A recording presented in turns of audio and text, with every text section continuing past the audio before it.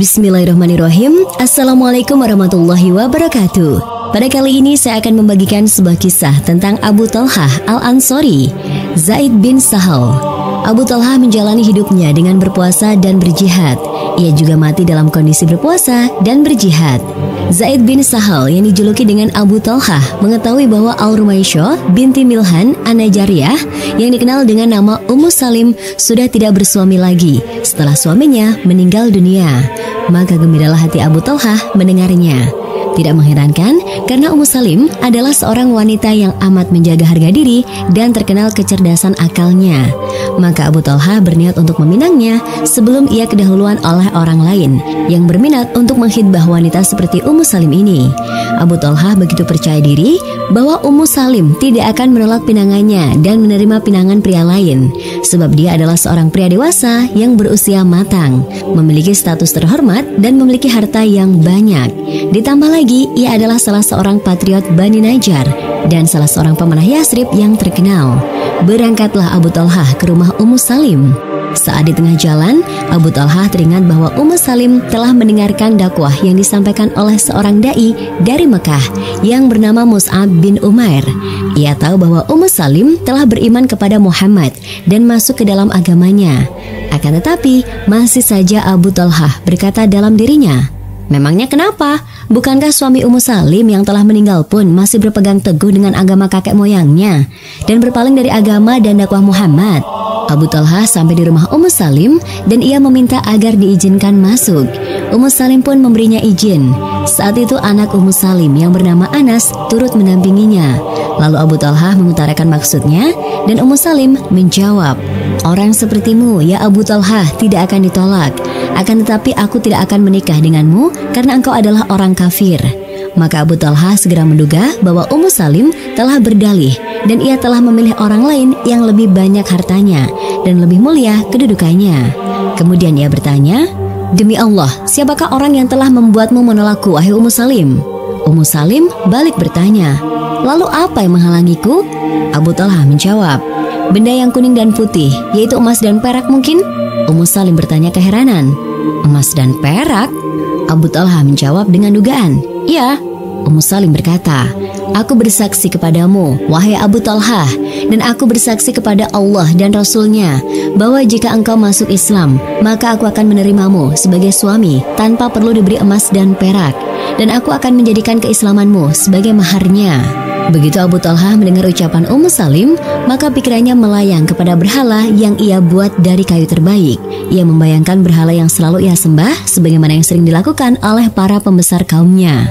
Akan tetapi Ummu Salim tidak memberinya kesempatan dan langsung bertanya, "Apakah engkau tidak tahu, wahai Abu Talhah, bahwa Tuhan yang kau sembah selain Allah adalah tumbuh dan berasal dari tanah?" Abu Talhah menjawab, "Benar." Ummu Salim mengejar, "Apakah engkau tidak merasa malu jika engkau menyembah bagian dari pohon yang separuhnya engkau sembah dan pada saat yang sama ada orang lain menjadikannya sebagai kayu bakar? Orang tersebut memanfaatkan api dari kayu tadi atau membuat roti dari tepung dengan api tadi. Jika engkau masuk Islam, wahai Abu Talhah, maka aku akan menerimamu sebagai suami dan aku tidak meminta mahar apapun selain Islam." Abu Talhah bertanya, "Siapa yang dapat membuatku masuk Islam?" Ummu Salim menjawab, "Aku yang akan melakukannya untukmu." Abu Talhah bertanya, "Bagaimana caranya?"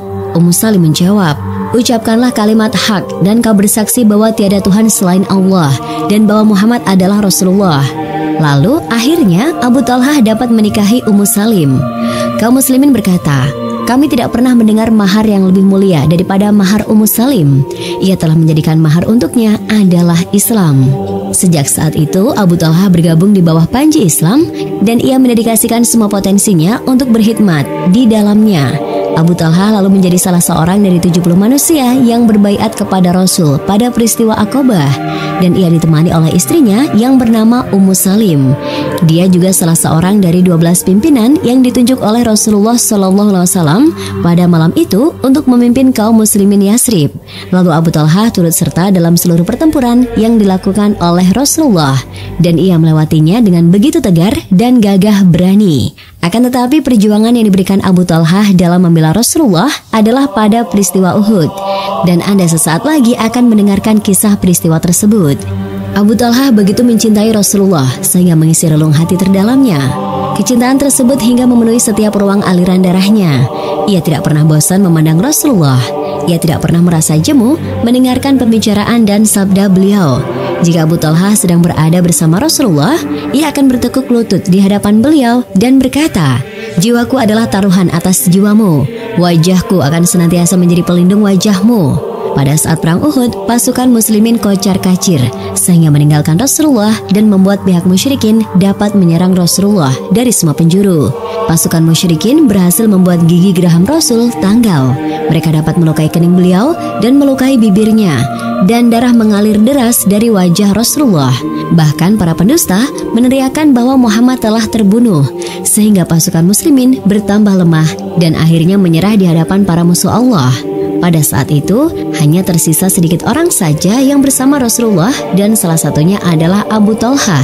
Abu Talhah berdiri di depan Rasulullah bagaikan gunung yang kokoh, di mana Rasulullah berdiri melindungi diri di belakang tubuhnya. Lalu Abu Talhah menggenggam erat busur panahnya, kemudian ia meletakkan anak panah yang tidak pernah melesat. Ia lalu membela Rasulullah mati-matian dengan mengarahkan kepada pasukan musyrikin satu demi satu. Rasulullah mengintip dari balik tubuh Abu Talhah untuk melihat sasaran anak panahnya. Lalu Abu Talhah berkata dengan nada khawatir kepada beliau, "Demi ayah dan ibuku, janganlah engkau memunculkan kepala kepada mereka, sebab itu dapat membuatmu terkena panah mereka.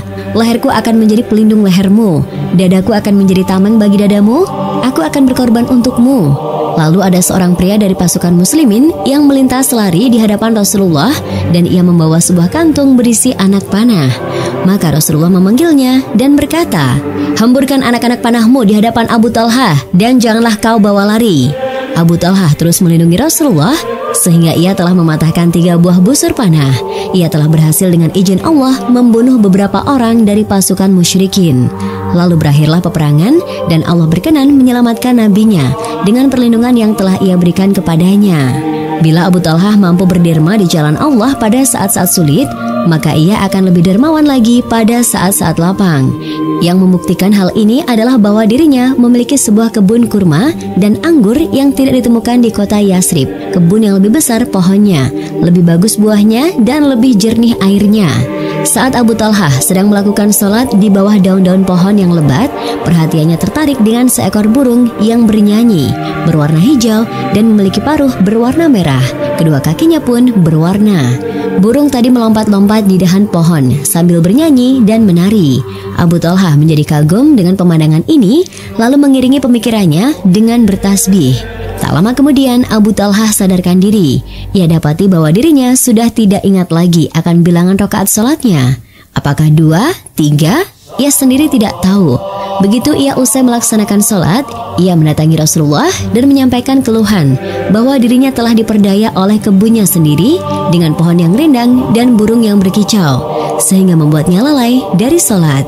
Kemudian Abu Talhah berkata kepada Rasulullah, "Saksikanlah ya Rasulullah, aku jadikan kebun ini sebagai sedekah di jalan Allah SWT.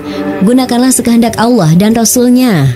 Abu Talhah menjalani hidupnya dengan senantiasa berpuasa dan berjihad, dan ia pun mati saat berpuasa dan berjihad.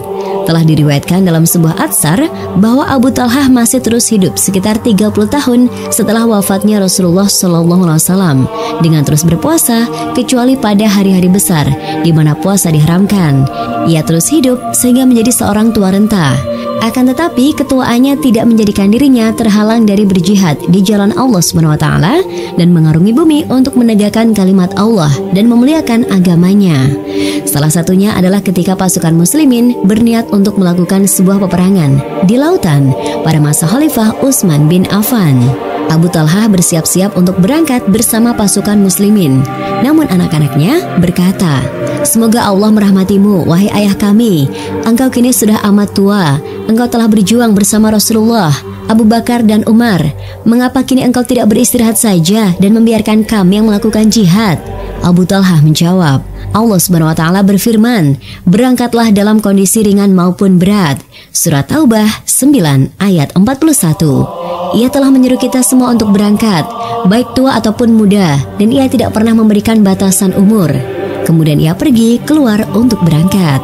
Saat Abu Thalhah yang sudah tua itu berada di atas kapal di tengah laut bersama pasukan muslimin yang lain, ia lalu jatuh sakit sehingga wafat. Maka pasukan muslimin mencoba untuk mencari sebuah pulau untuk menguburkan jasad Abu Thalhah.